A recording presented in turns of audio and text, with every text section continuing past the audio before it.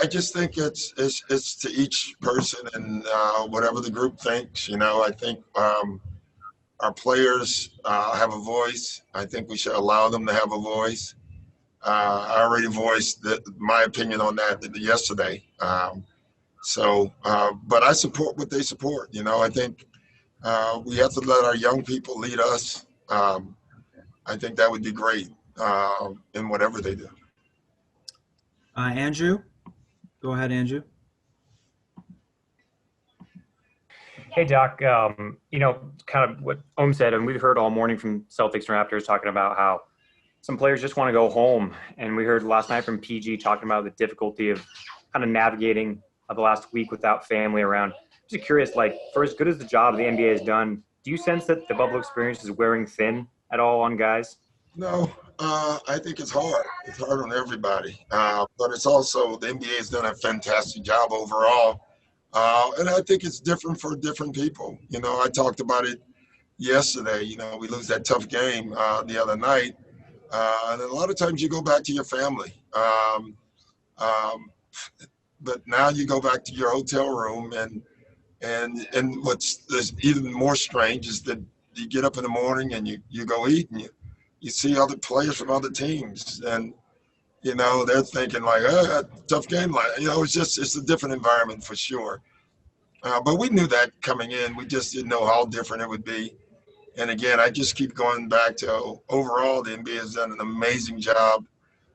They've provided us with as much as they can, including people to talk to if we need someone to talk to. So I think that's been fantastic.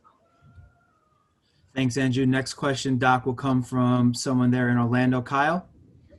Hey, some guys like Fred VanVleet and Marcus Smart have said, boycotting is something on their minds. I know what you said yesterday, follow your dreams and sort of disregard the rest. But when you were a player, can you remember anything that you felt passionately about sort of off the court that you thought maybe this is something I might do? I'm too old. I honestly know there are things. I literally can't remember what those things were.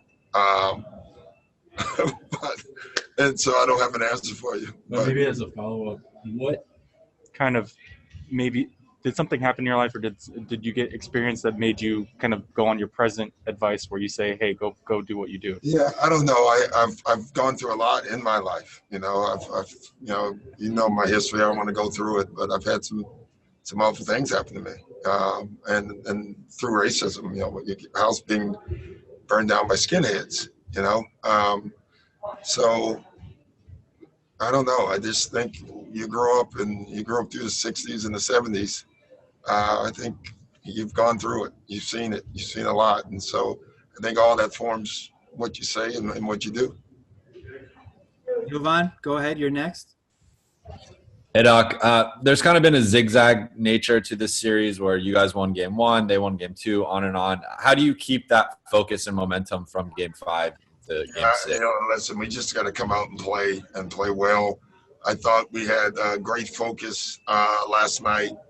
I thought that was the hardest overall team effort that we had last night. We obviously made shots, and it's always a make-miss league to begin with. But when you add that to execution and game planning and following game planning and effort, you have a better chance. And I thought we did all those things. Doc, we're going to go back to Ohm. Go ahead, Ohm. Doc, what did you make of Marcus having to defend himself about whether or not he was trying to hurt Doncic? And also, when you sat in your hotel room with PG and just talked about basketball and life, I was wondering how many times have you done that with your players before? Well, you always do that with your players. I mean, it's part of your job as a coach.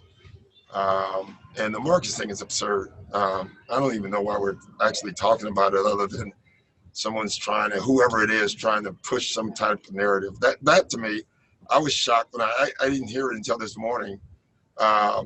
It's absolutely absurd. Whoever is pushing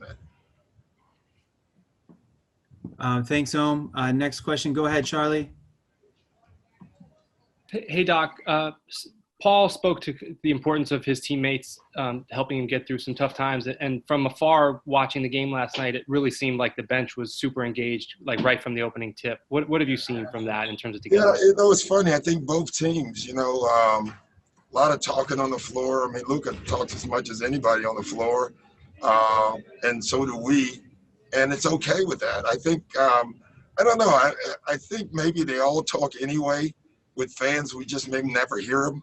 And I think now with no fans, I think all the teams, you see it every night. I think the players kind of feel like they need to get involved and support their teammates. And you hear it. I mean, every shot you hear something from one bench or the other bench. It is a different thing. Like, you can hear like me complaining or Rick, I can hear every word he's saying. It's a different thing, that part of it. Pretty interesting, actually. Next question from Tomer. Go ahead, Tomer. Hey, Doc. Again, on Paul George opening up yesterday, I can't imagine that was easy. And with, I think, the league trying to normalize talking about mental health and depression, how, I guess, detrimental is it from comments from, like, former players saying, keep that shit to yourself? Well, that's the old school thought. I mean, we also used to foul whenever we wanted to. And if you dunked on someone, you had the right to take them out of the air the next play. So we don't do any of those things anymore. Some of them I wouldn't mind if we could return them. But everyone, I don't mind. Everyone has an opinion. It's okay. Like, you don't have to agree with PG. I think PG's right. And I think the league's right in what they're trying to do. But, everyone's not going to agree with everything. And that's just the way life is. But I wouldn't get all out of sorts about it.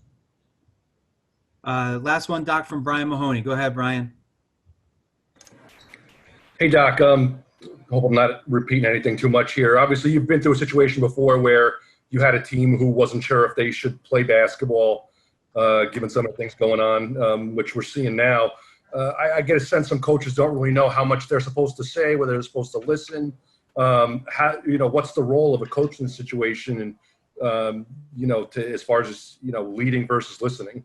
I think you do both. I think you give them guidance. I think it's okay with every coach and every player give them their opinion. And then you come into a team thought. It is different, though, in this case. I would say that the biggest difference is in this one, it's every team that is making the decision. In whatever year that was with us and the Warriors, it was our team. We were the only one that was left with making the decision. So I think at least in this case, it evens the playing field for everyone. I think every team has to decide what they want to do. And honestly, I hope everyone plays. I just think showing the excellence in doing your job, there's nothing wrong with that. But also fighting for what's right is important as well. Thank you, Doc. Really appreciate your time today. Thanks.